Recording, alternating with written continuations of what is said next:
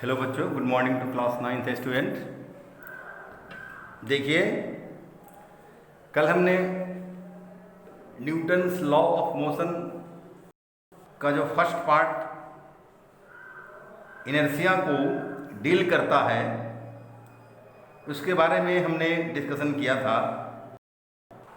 जिसमें मैंने कहा था कि जिस ऑब्जेक्ट का मास अधिक होगा उसमें इनर्शिया अधिक होगा, जिस ऑब्जेक्ट का मास कम होगा उसका इनर्शिया कम होगा। Means heavier objects have more inertia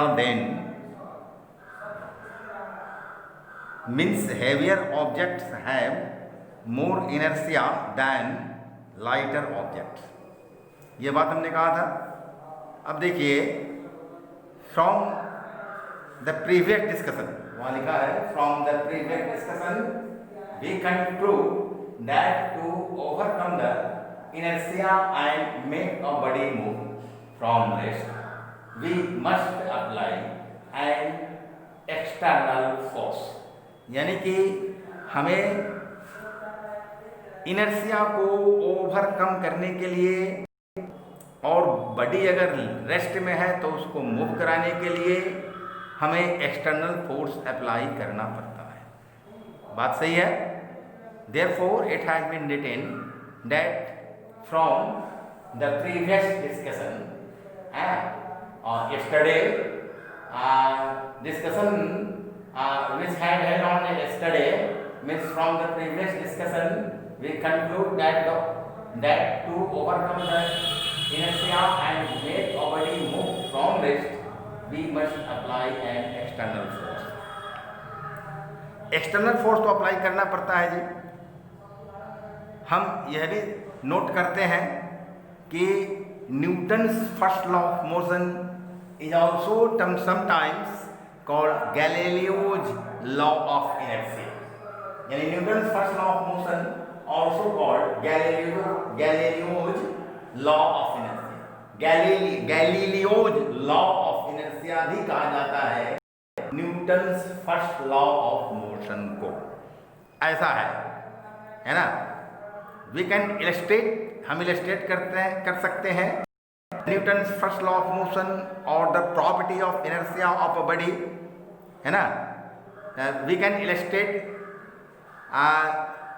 the Newton's first law of motion और the property of inertia of a body with a simple experiment. Experiment है क्या कि एक ग्लास टम्बलर लेना है ना। You have to take a glass tumbler and place a thick square card on its mouth as shown in this figure. ये figure देखिए, इस फिगर में आपको क्या है, आप देख रहे हैं फिगर में ये ग्लास टम्बलर है, इसके ऊपर है ना मोटा गत्ता का स्क्वायर शेप के गत्ता का एक क्या रखा है, ये टुकड़ा रखा हुआ है ना। तो वही कहा, we take a glass tumbler and place a thick square card on its mouth. A coin is then placed over this card in the middle. अब इसके मिडल में एक सिक्का ऊपर से रखना है ना। Let us flick the card hard with our finger. और अपने फिंगर से इस कार्ड को ऐसे फ्लिक करते हैं, ऐसे इस फिंगर से कार्ड को हम क्या करेंगे, ऐसे ये फ्लिक करेंगे, है ना। वही लिखा कि let us flick the card hard with our fingers.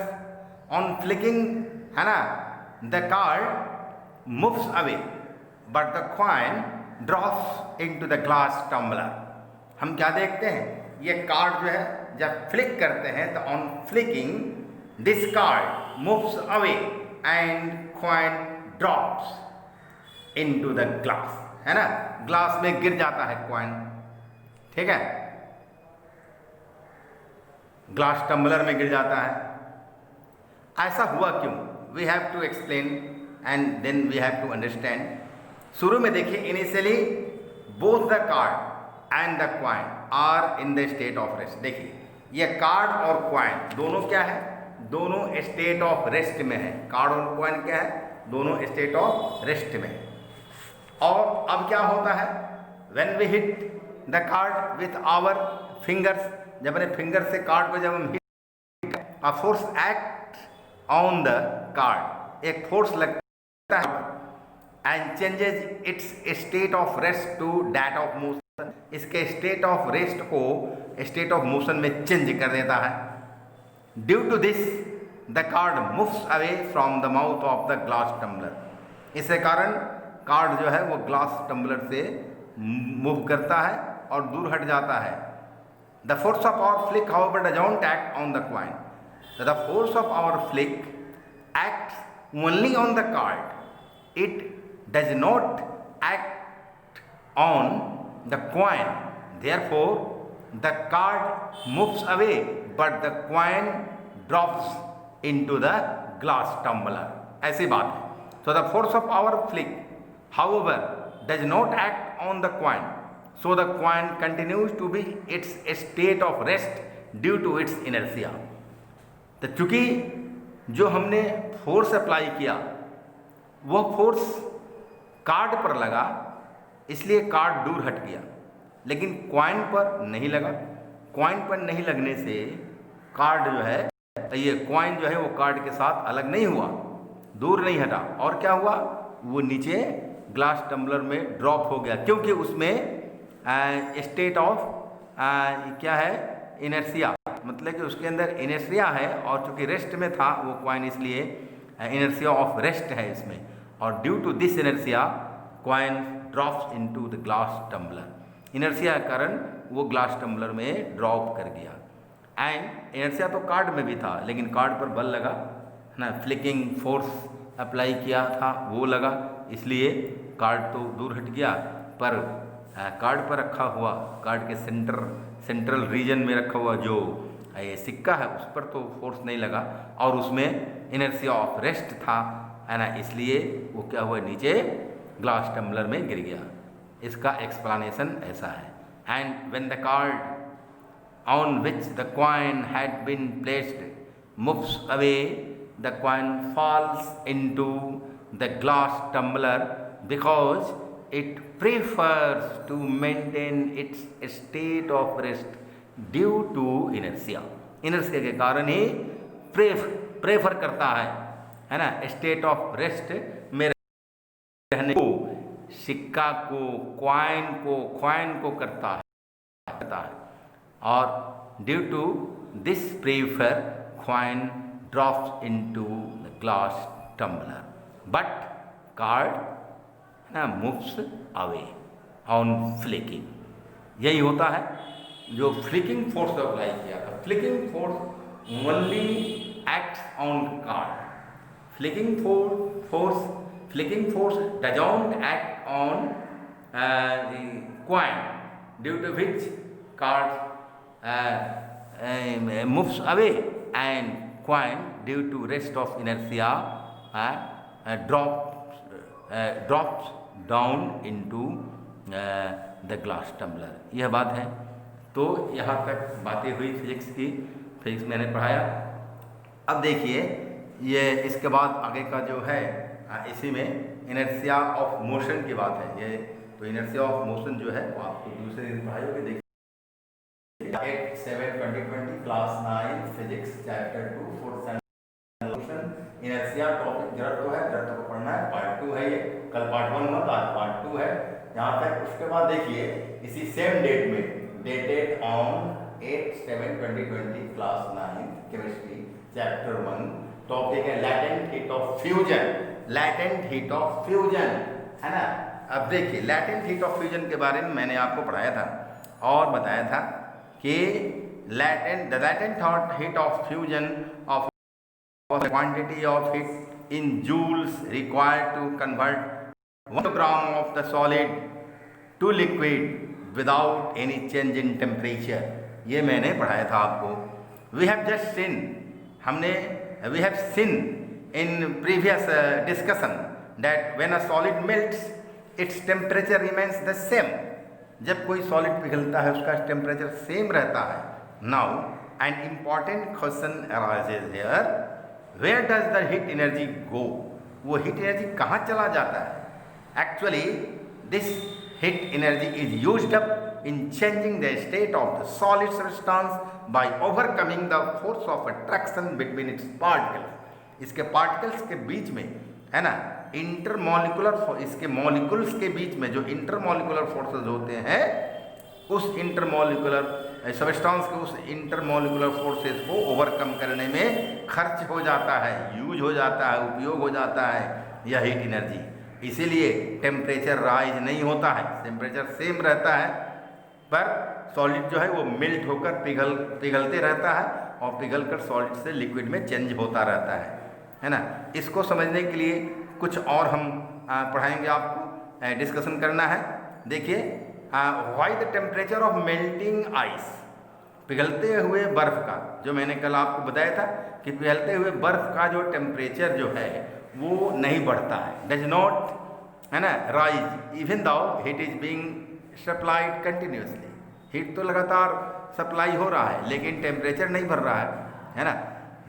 इसका हम एक्सप्लेनेशन करेंगे। कैसे एक्सप्लेन करेंगे?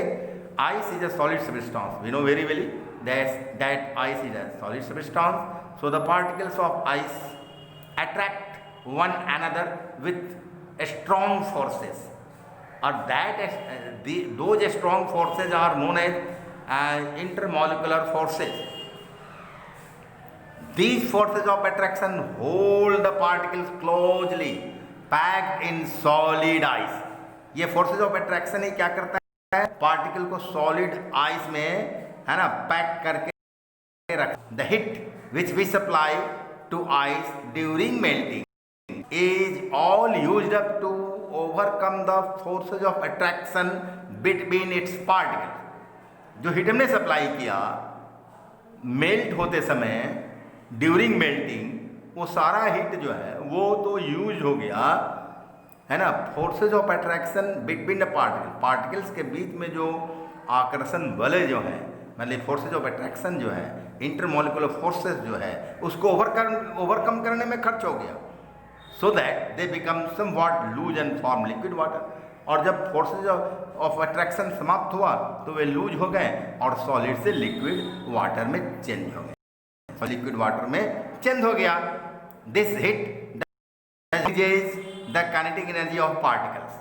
अब यह जो एनर्जी है पार्टिकल्स के काइनेटिक एनर्जी को नहीं बढ़ाता है, पार्टिकल्स के फोर्सेज को ओवरकम करता है, इसलिए उसका टेम्परेचर नहीं बढ़ता है।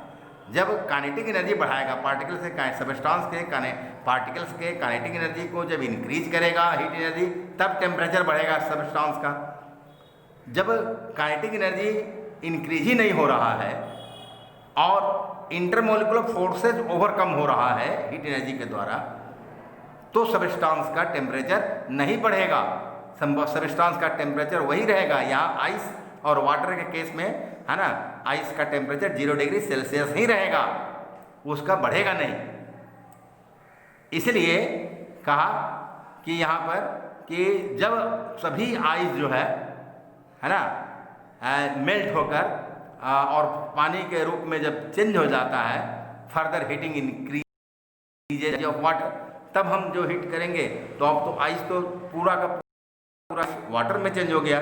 अब जो हम हीट एनर्जी देंगे वो हीट एनर्जी अब पानी में, पानी के जो पार्टिकल्स है, जल के जो पार्टिकल्स है ना, वाटर के पार्टिकल्स के बीच का जो क्या है, वाटर के पार्टिकल्स का जो काइनेटिक एनर्जी है, उसके काइनेटिक एनर्जी को बढ़ाने में अब जो हीट एनर्जी खर्च होगा, तो जब हीट एनर्जी खर्च होना शुरू हो जाएगा तो वाटर का टेम्परेचर राइज होना शुरू होगा, शार्पली बढ़ना शुरू होगा।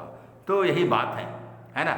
और हम latent heat of fusion of ice जानते हैं, कल बताया था मैंने, 3.34 × 10⁵ जूल पर kg होता है ना। ऐसा आगे हम कहते हैं कि the latent heat of fusion of ice is 3.34 × 10⁵ joule per kg. By saying that the latent heat of fusion of ice is 3.34 × 10⁵ joules per kilogram, we mean that 3.34 × 10⁵ joule heat is required to change 1 kilogram of ice at its degree Celsius into water at the same temperature, है ना, of 0 degree Celsius. मतलब 1 kilogram बर्फ को 0 degree Celsius पर ही उसे है ना water में चेंज करने में जो लैटेंट हीट ऑफ फ्यूजन है ना, बर्फ के पिघलाने के लिए जो लैटेंट हीट गुप्त ऊष्मा चाहिए वह कितना होना चाहिए? 3.34 इंटू 10⁵ जूल्स होना चाहिए। इतना हीट एनर्जी होना चाहिए। This means that 1 kilogram of ice at 0 degree Celsius has 1 kilogram बर्फ जो है वो रखता है ना, हीट एनर्जी को रखता है। कितना हीट एनर्जी को रखता है? जितना उसका गलन का गुप्त ऊष्मा है उसी को रखता है ना। लैटेंट हीट ऑफ फ्यूजन रखता है, वो रखता है कितना? 3.34 into 10⁵ joules of heat energy को रखता है ना। तो यहाँ कहता है कि यहाँ पर कि इसका मतलब ये हुआ कि 1 किलोग्राम ऑफ आइस है ना एट ये this means that 1 kilogram of ice है ना, क्या करता है? 1 kilogram of ice at 0 degree Celsius has 3.34 into 10⁵ joules of less heat than 1 kilogram of water at the same temperature of 0 degree Celsius.